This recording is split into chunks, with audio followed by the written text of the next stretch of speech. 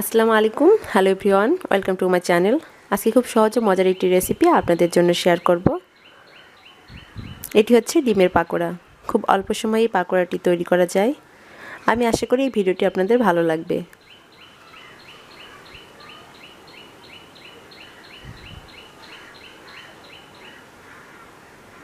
আমি এখানে দুইটা সিদ্ধ ডিম, একটা ডিম থেকে 4টি টুকরো করে কেটে নিয়েছি। আপনারা চাইলে আরও ছোটো ছোটো টুকরো করে কেটে নিতে পারেন।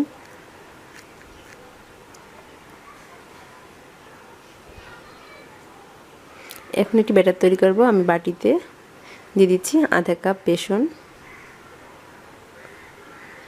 1/4 কাপ চাউলের গুঁড়া, 1/4 কাপ ময়দা, দিয়েছি 1 চা চামচ জিরা গুঁড়া, 1 চা চামচ হলুদের গুঁড়া, 1 চা চামচ বেকিং পাউডার, স্বাদ মতো কিছুটা লবণ। আপনারা অবশ্যই আপনাদের স্বাদ অনুযায়ী লবণটা অ্যাড করবেন। একটা পেঁয়াজ কুচি করে কেটে নিয়েছি, দিয়ে দিচ্ছি 2টা কাঁচামরিচ কুচি। আপনারা যে যেমন ঝাল খান তার উপরে দিবেন। যদি ঝাল কম খেতে চান কাঁচামরিচের পরিমাণ কমিয়ে দেবেন। দিয়ে দিচ্ছি 1 চা চামচ লাল মরিচের গুঁড়া। এখন শুকনো উপকরণগুলোকে একটু ভালো করে মেখে নিতে হবে।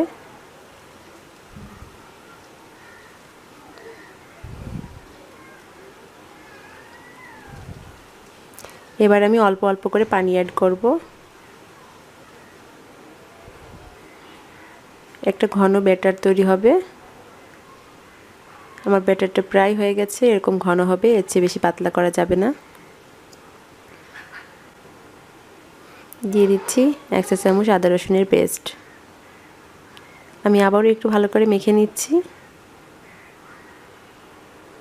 এবার ডিমের একটি টুকরাকে আমি এভাবে বেসনে ডুবিয়ে তেলের উপর দিয়ে দিব।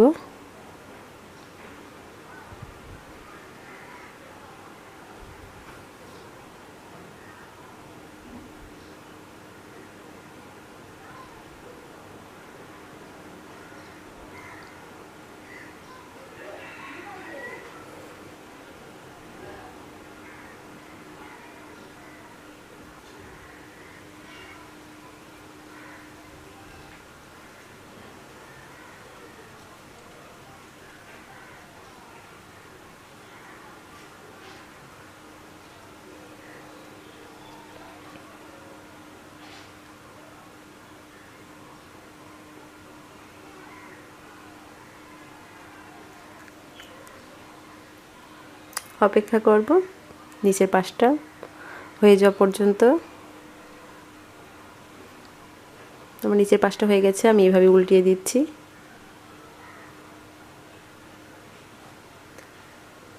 পাকোড়াগুলোকে খুব বেশি ভাজতে হবে না, কারণ আমি ডিমটা সিদ্ধ করে নিয়েছি। জাস্ট একটু মচমচে হলে আমি এগুলোকে তুলে নিব।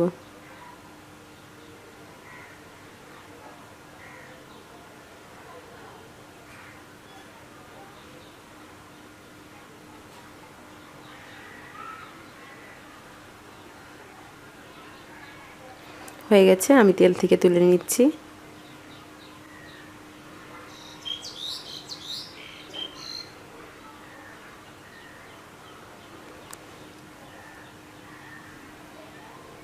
তৈরি হয়ে গেছে খুব মজার ও সুস্বাদু একটি পাকোড়া। আপনারা বাসায় তৈরি করবেন ঝটপট ইফতারির জন্য কিংবা সকাল বিকালের নাস্তার জন্য। আশা করছি আমার এই ভিডিওটি আপনাদের ভালো লাগবে। আর আমার নতুন নতুন রেসিপি পেতে আমার চ্যানেলটিকে সাবস্ক্রাইব করুন। আজ এই পর্যন্তই। সবাই ভালো থাকবেন, সুস্থ থাকবেন। আল্লাহ হাফেজ।